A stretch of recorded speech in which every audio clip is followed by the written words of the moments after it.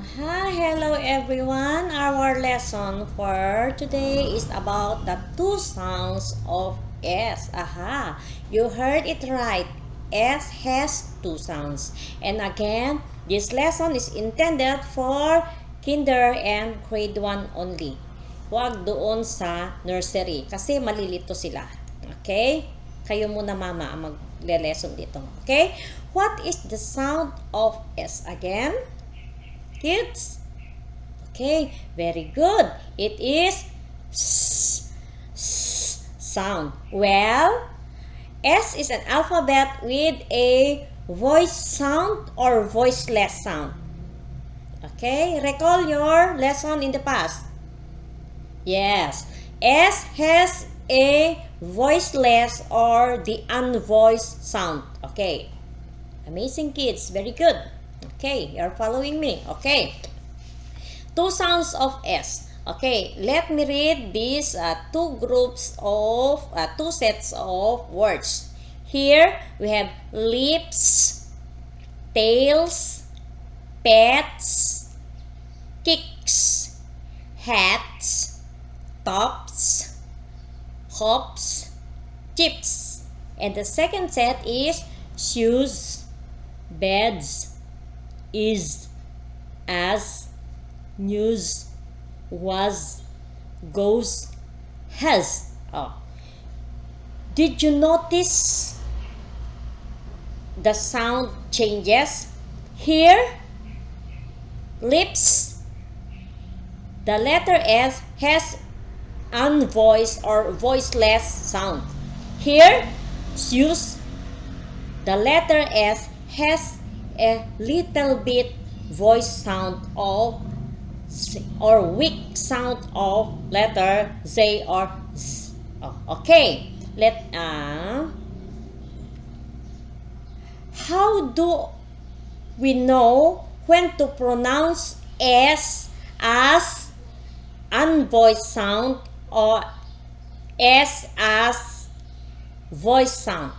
Okay, as we go on, we will study the rule.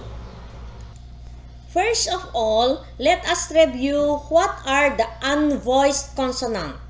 Okay, the unvoiced consonant again: C, K, F, H, L, P, S, T, and TH at the end of a syllable or a word. Okay, the unvoiced sound sounds like this.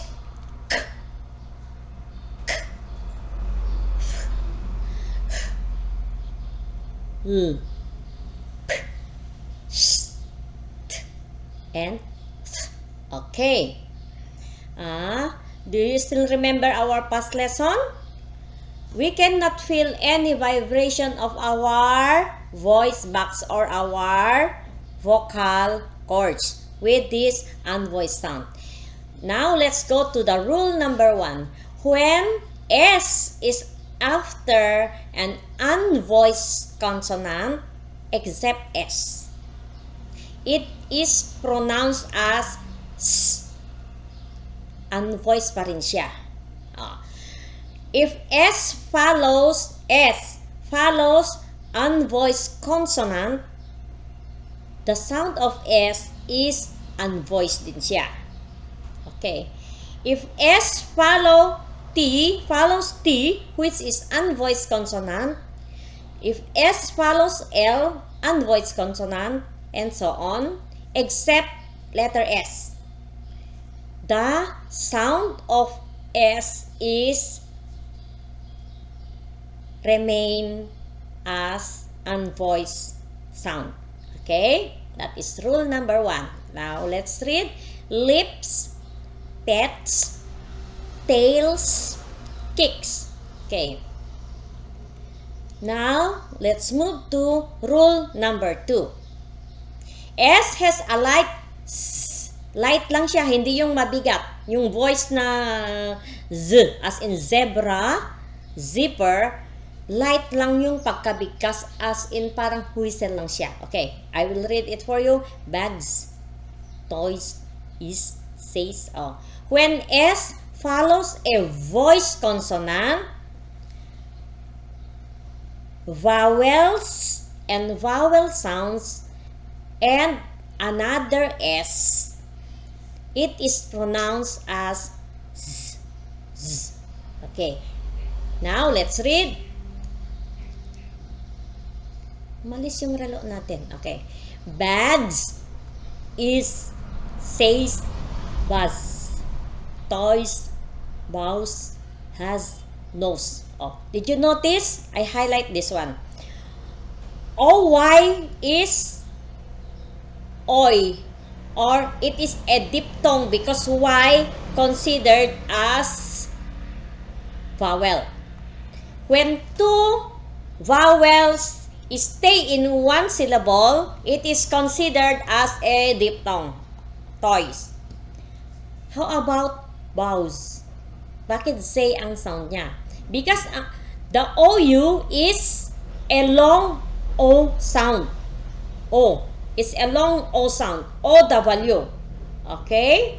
Do you still remember your long vowel sounds? Oh, we will review later. Kaya, this is read as bows. Bows. Bows. O. Bows. Bows. O. Bows. Okay. Has. Parang whistle lang yan. Has. Okay. Then, nose. Nose. O. No. O. Nose. Okay. Now, you know already the difference except dun sa letter S. Halimbawa, except dun sa mag-e-end siya ng dalawang S. As in, miss, less, glass, what else? Loss.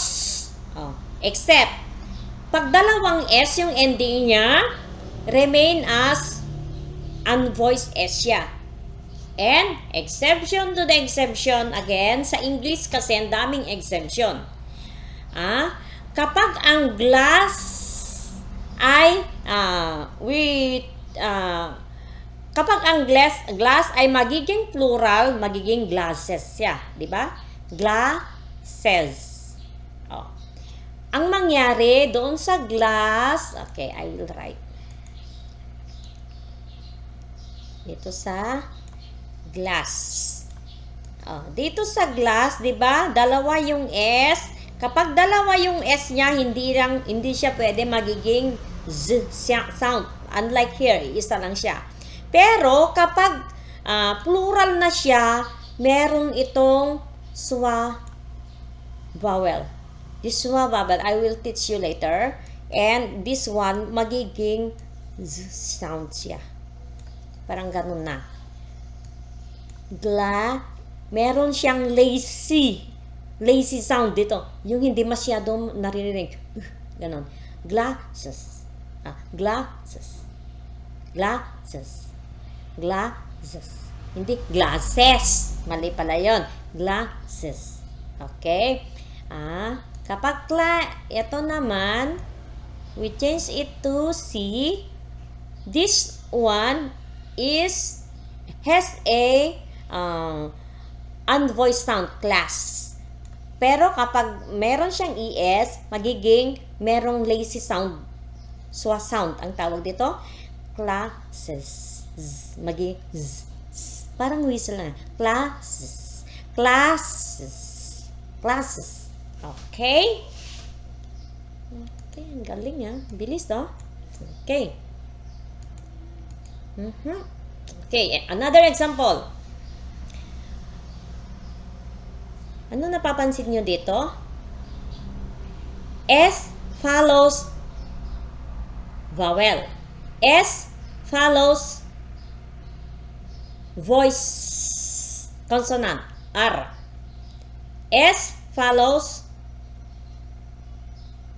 U. S follows vowel or the vowel sound. Ito yung mga vowel sound, yung mga team vowels. S follows vowel. Ito, and so on. Sige. How can we read this? Those. Okay, repeat after me. Those. Thursday. Because Tuesday. Tuesday. Meron siyang like Z sound. Tuesday. Wednesday. Busy. Busy. Hindi siya busy. Hindi siya B-C sound. Okay. Busy. Easy. Easy. Okay. Repeat. Those. Thursday. Because Tuesday. Wednesday. Busy. Easy. Okay. Here are the common examples of these are plural words. Kasi sila yung laging may letter S. Okay. Okay.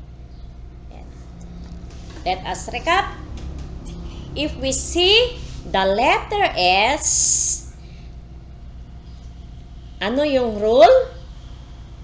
The sound is voiceless or S. Okay. Next. When the letter S sound like Z. When the letter S sounds like Z. When S follows a voice consonant, follows a vowel, S follows a vowel sound or the thin vowels, the diphthongs. The sound of S is weak Z or like a whistle. Okay, as it is, was, has. Okay, clear? Okay, example. Dito na tayo. Mag-reading na tayo. Are you ready? Biz. Biz. Spies. Spies. So, here are the spies. It has a S equal to Z sound. Why? Because S follows letter E or vowel sound. You can do it. This is toys. Oi. Oi sound is like OI. This is vowel. So it is a diphthong.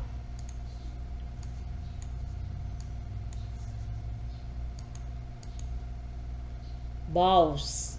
Bows. OW is long O. It is a long O sound. Cheese. Cheese. Nose. Nose. Hindi siya nose. Nose. Z sound because S follows O. Another rose. Rose. Noise. Noise. We say Z as S sound again after voice consonant, after vowel, very good, and vowel sound, and letter S itself. Okay, except double S. Now let's review. Bees, spice, toys, bows, cheese, nose, rose, and noise. Okay. Now let's try to read a sentence. Okay. My cousin is busy cleaning the windows. Okay, again. My cousin is busy cleaning the windows. Okay, alam na natin ha. We need consistent practice to be corrected. Okay? Hindi yung pinapractice natin yung mali na paulit-ulit. So, we need to check our right right diction. Okay, wala na.